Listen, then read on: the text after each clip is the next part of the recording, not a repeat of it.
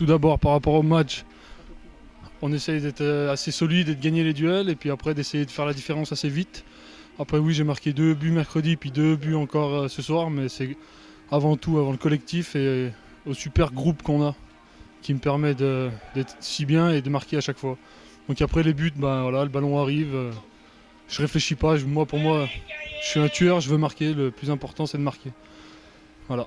C'est un match qui a étrangement ressemblé à celui de mercredi, c'est-à-dire on fait une très très bonne entame de match, suivi de 20-25 minutes difficiles où le bloc défensif restait très solide.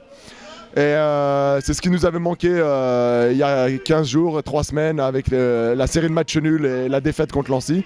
Et on a retrouvé cette solidité défensive qui nous permet de faire le rond quand c'est difficile. Et on sait qu'avec nos attaquants qui percutent, on peut faire la différence à tout moment.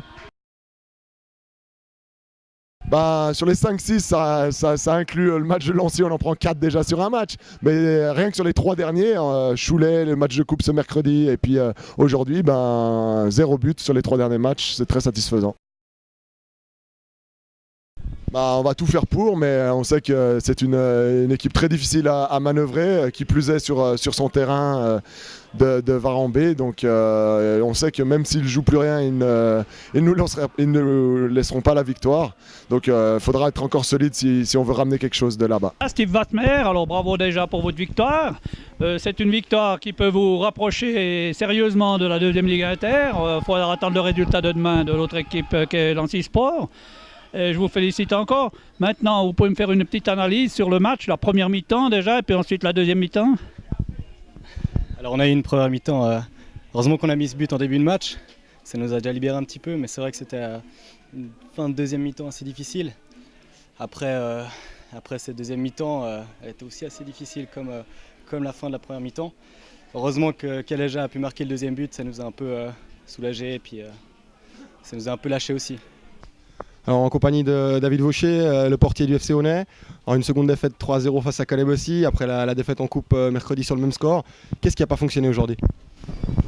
Globalement, je pense qu'on a manqué un peu d'appui offensif. On n'a pas réussi à trouver nos attaquants dans les pieds et à pouvoir remonter le ballon et pouvoir jouer un peu depuis leur milieu de leur camp. Ils ont bien cadenassé l'axe du terrain, on n'a jamais réussi à faire des enchaînements dans l'axe.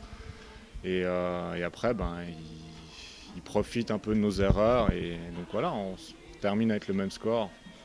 Un peu en travers de la gorge quand même parce que par rapport à ce qu'ils prouvent sur le terrain, voilà, c'est une équipe qui profite des erreurs de l'adversaire mais qui ne joue pas forcément, qui reste bien en place derrière et qui laisse venir. Et donc, voilà.